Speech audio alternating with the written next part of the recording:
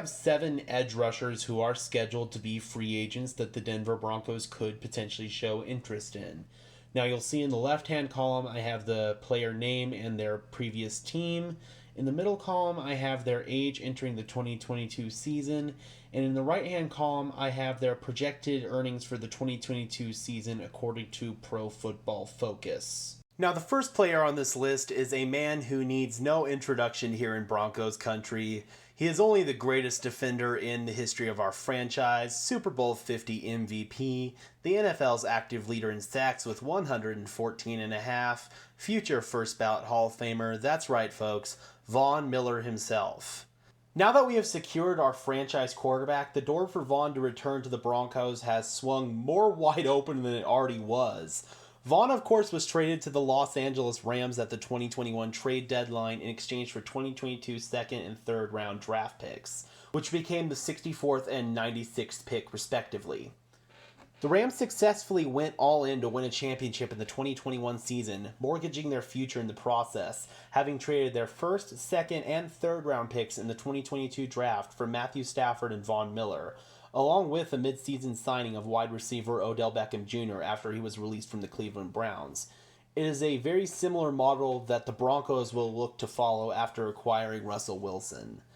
Now, Miller played in 15 regular season games for the Broncos and Rams in 2021, where he registered 50 total tackles, 17 QB hits, and 9.5 sacks. In the postseason with the Los Angeles Rams, Miller showed flashes of his 2015 postseason, registering 14 total tackles, combined with 6 quarterback hits and 4 sacks en route to his second Super Bowl championship.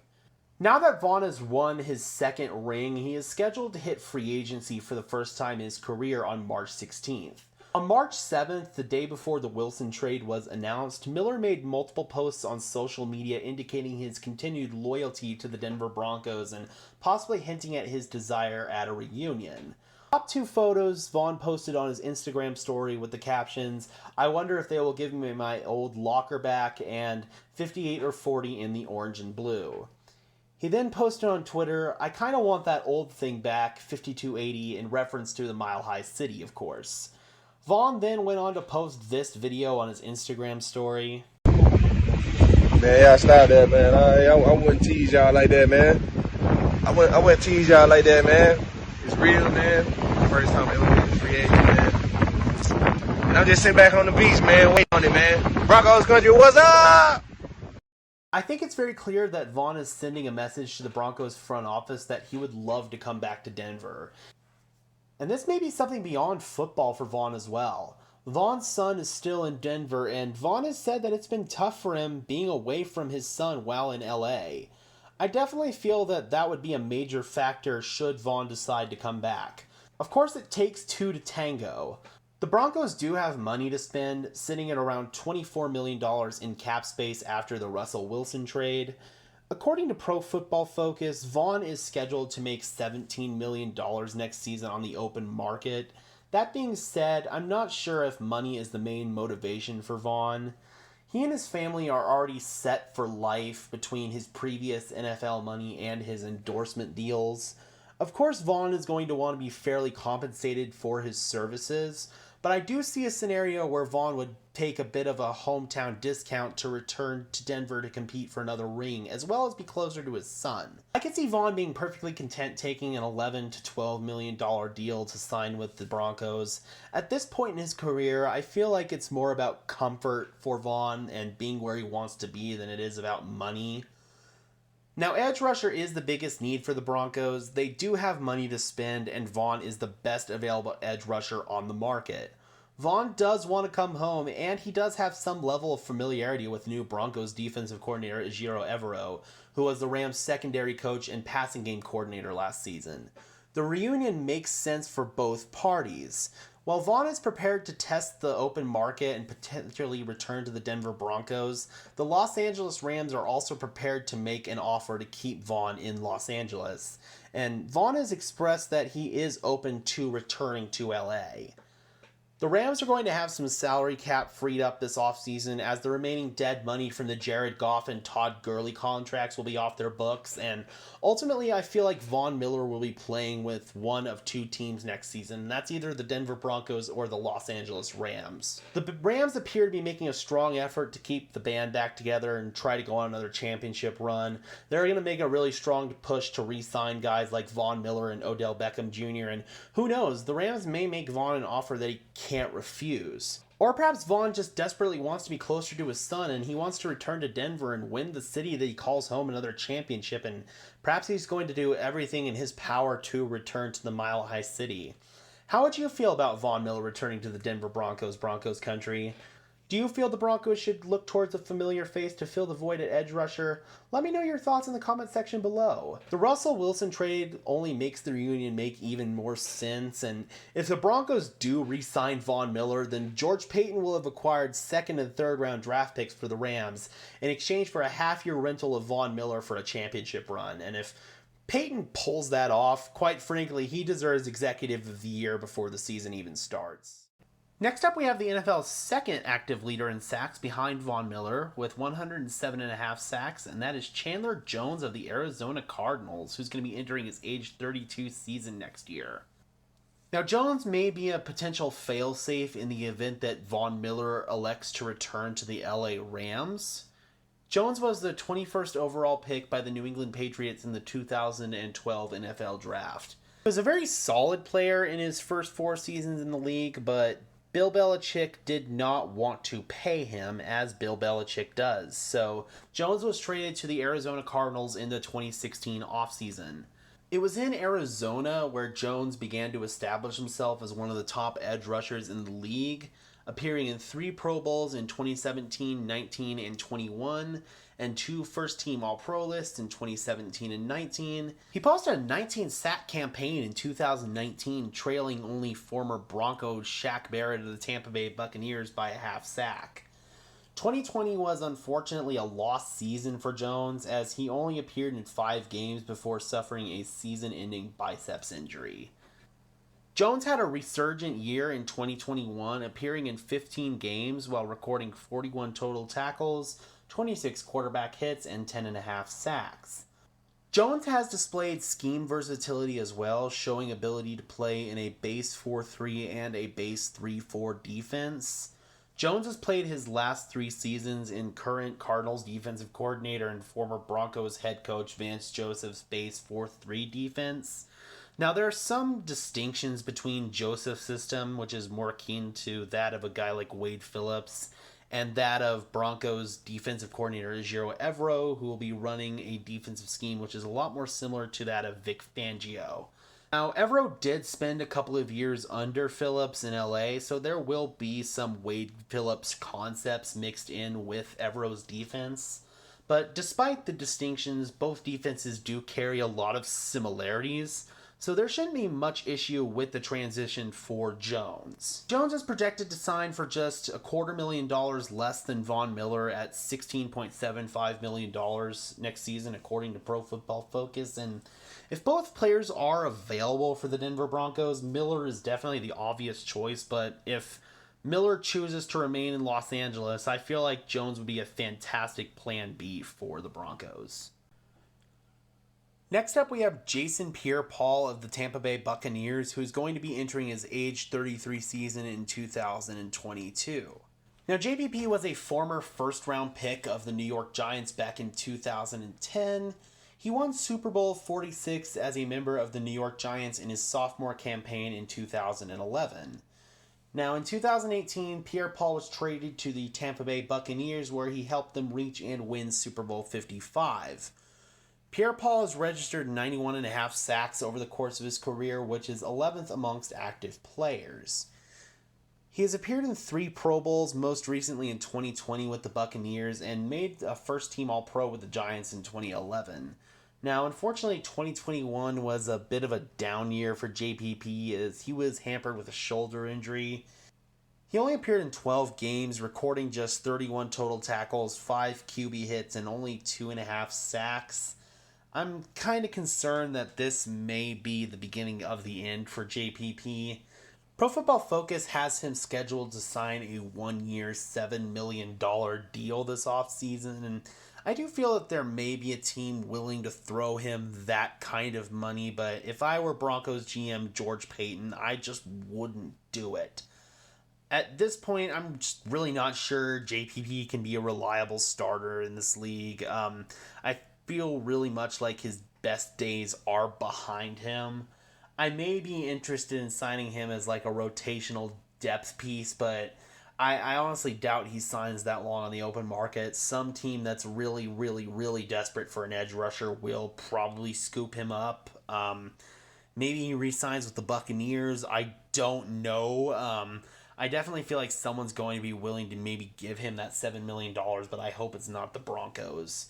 If we were to bring him in as maybe a rotational edge rusher, maybe $3 or $4 million, but at this point in his career, I'm not sure you can depend on Jason Pierre-Paul as a starter. He's been hampered by injuries, and he is getting up there in age, so probably not the best fit for the Broncos in terms of a starting edge rusher, but I would potentially be interested as a rotational guy. Next up, we have Jadeveon Clowney of the Cleveland Browns, who will be entering his age 29 season in 2022. Now, Clowney, of course, is a former number 1 overall pick by the Houston Texans in 2014, and he's really been one of the better run defenders in the league. However, he's really never established himself as a dominant pass rusher like he was drafted to become. His best season came in 2017 when he was with the Houston Texans, where he played in his only complete season to date. He registered 59 total tackles, 21 quarterback hits, and 9.5 sacks, along with a Pro Bowl appearance. Following another good year for the Texans in 2018, Clowney was traded prior to the 2019 season to the Seattle Seahawks by head coach and de facto GM Bill O'Brien. Clowney was demanding more money than the Texans felt like he was valued at, and in my opinion, that was one of the few moves that Bill O'Brien got right as GM of the Texans. 2019 was the first of 2 injury-riddled seasons for Clowney, as he only appeared in 13 games for Seattle, recording 31 total tackles, 13 quarterback hits, and only 3 sacks. Following the 2019 season, Clowney signed as a free agent on a 1-year prove-it deal with the Tennessee Titans, reuniting him with former Texans defensive coordinator and current Titans head coach Mike Vrabel. 2020 was unfortunately a lost season for Clowney, as he only appeared in 8 games, recording 19 total tackles, 6 quarterback hits, and 0 sacks before suffering a season-ending knee injury and being placed on IR. Now, Clowney signed another 1-year prove-it deal with the Cleveland Browns in the 2021 offseason, and he really did have a bounce-back season. However, he did once again deal with lower body injuries, causing him to miss 3 games in what was overall a very disappointing season for the Cleveland Browns. Clowney is poised to join his 5th team in 5 years, and he's entering his age 29 season. He is scheduled to make $15 million on the open market next season, according to PFF, and while I feel that is fair value for a player like Clowney, that money would be better spent here in Denver on a player who's more dominant as a pass rusher, considering that's one of our biggest areas of weakness. Although Clowney would bring value in the run defense, where we really also need help, he's going to command like almost top-level pass rusher money, and he does bring pretty good speed off the edge, but he struggles to win on a consistent basis, and that really stands out like a sore thumb when you watch Clowney's tape. Clowney isn't a terrible fail-safe if you can't secure Von Miller or Chandler Jones. That being said, you're really taking a big gamble if Clowney can remain healthy down the stretch. That's why I would be a bit concerned to spend that kind of money on a player with as many question marks as Jadeveon Clowney. I feel like there are much better options on this list, even those not named Von Miller or Chandler Jones, that are worth a little bit less money and have, frankly, less question marks than Jadeveon Clowney. So while I think Clowney is a talented player, I don't necessarily know if it's necessarily a good fit for Clowney in Denver. Next up, we have a player who the Denver Broncos are very familiar with in former AFC West rival Melvin Ingram of the Kansas City Chiefs, who's going to be entering his age 33 season next year. Now, Ingram was a former first-round pick of the Chargers in 2012, and injuries really hampered him early on, and it took until 2015 for him to break out as one of the top pass rushers in the league. In 2015, Ingram recorded 65 total tackles, 20 quarterback hits, and 10.5 sacks. Unfortunately, Ingram has been held back the last few seasons by various lower body injuries. He played in only 7 games in 2022 to a knee injury in what ended up being his final season with the Chargers. He signed a 1-year deal with the Pittsburgh Steelers in the 2021 offseason, and it was never a great fit from the start. Ingram didn't see much playing time, and he ended up suffering a groin injury mid-season. He missed a couple of games, and then he was traded to the Kansas City Chiefs at the trade deadline. Now, Ingram played in 18 games for the Steelers and the Chiefs, including the postseason. He registered 30 total tackles, 14 quarterback hits, and 4 sacks. At this point in his career, Ingram is probably not suited to be a starting edge rusher. However, like Jason Pierre-Paul, he would be like a quality rotational player. He'd be best suited on like third downs and obvious passing downs where you'd just be able to insert him as a pure pass rusher. You don't necessarily want to drop Melvin Ingram in coverage. You do occasionally see edge rushers drop in coverage in this defensive system, so you definitely want him to be in situations where he can strictly be a pass rusher. Now, according to Pro Football Focus, Melvin Ingram is scheduled to command $8 million next season, and quite frankly, that seems like fair value, although, again, I don't know if Melvin Ingram would be a great fit for the Denver Broncos. He would be someone who could fill that need, however, if you did not secure somebody that you wanted to. That said, I do feel like Melvin Ingram is probably going to command a better fit on the open market. Next up, we have Hassan Reddick of the Carolina Panthers, who was drafted in the first round of the 2017 NFL Draft by the Arizona Cardinals as an off-ball linebacker. Now, Reddick struggled to really find his niche in the NFL in his first few seasons, but in 2020, he transitioned back to his natural position of pass rusher, where he thrived in college, and in turn, he thrived at edge rusher in the NFL. He recorded 63 total tackles, 16 quarterback hits, and 12.5 sacks in that 2020 campaign. Reddick then signed a 1-year prove-it deal in the 2021 offseason with the Carolina Panthers, reuniting him with his former college head coach Matt Rule. Although Carolina's offense was among the bottom tier in the league last year, their pass rush was really a bright spot for them. And Reddick was a driving force behind that production, recording 68 total tackles, 18 quarterback hits, and 11 sacks. It's safe to say Reddick has successfully completed his transition back to edge rusher, and he is now poised to enter free agency in line to receive a nice payday.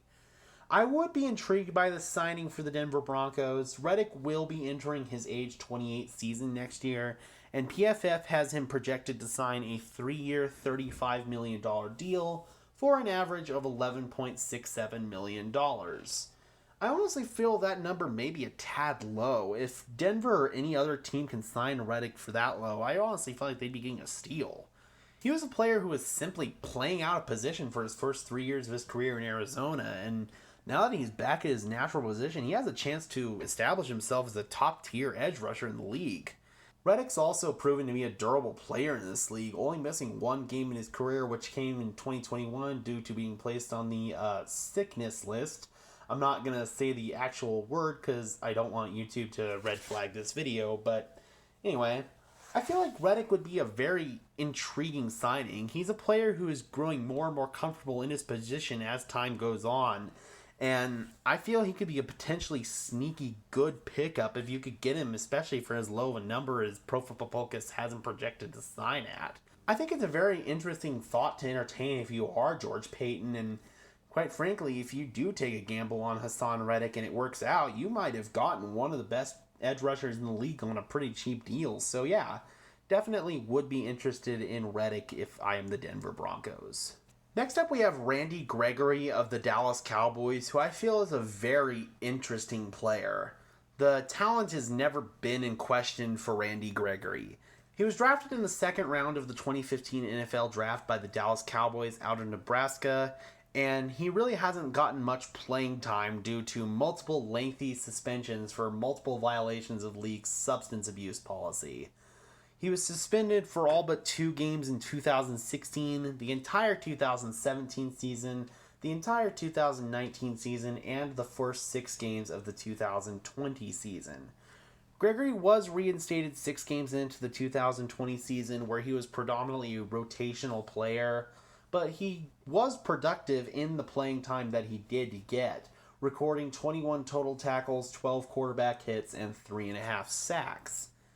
Now, Gregory was finally able to find his way into the starting lineup in 2021, and although he did miss multiple games due to knee and calf injuries, he did play well when he was healthy. He appeared in 13 games for the Cowboys in 2021, including the playoffs, recording 23 total tackles, 19 quarterback hits, and 6 sacks. While Gregory has struggled in run defense over the course of his career, he brings great value as a pass rusher, where he can use his speed combined with his various moves to win at the line of scrimmage. Gregory is poised to enter free agency in his age 29 season, with PFF projecting him to earn $16.25 million next season on the open market. The team who signs Gregory next season is going to be taking quite a bit of a gamble. Talent, once again, is not the issue with Gregory, but injuries have plagued him the last couple of years, and while hopefully his off-the-field issues are behind him, that is something you have to keep in mind if you go to sign Randy Gregory. This is why I'm not so sure he's going to command quite as much money as PFF is projecting. He may have to sign like a 1-year prove-it deal somewhere in the sights of him getting that bigger payday in 2023. Now, Denver may be the team that takes that gamble, but I feel that $12 to $13 million may be more of a fair number for Randy Gregory. It would be an interesting gamble to take because if you win, you're likely to win big. However, if you lose, you're likely to fall on your face. So it's very interesting. I'm curious, what would you do, Broncos country? Would you entertain signing Randy Gregory despite all the question marks? Let me know in the comment section below. Would love to hear from you.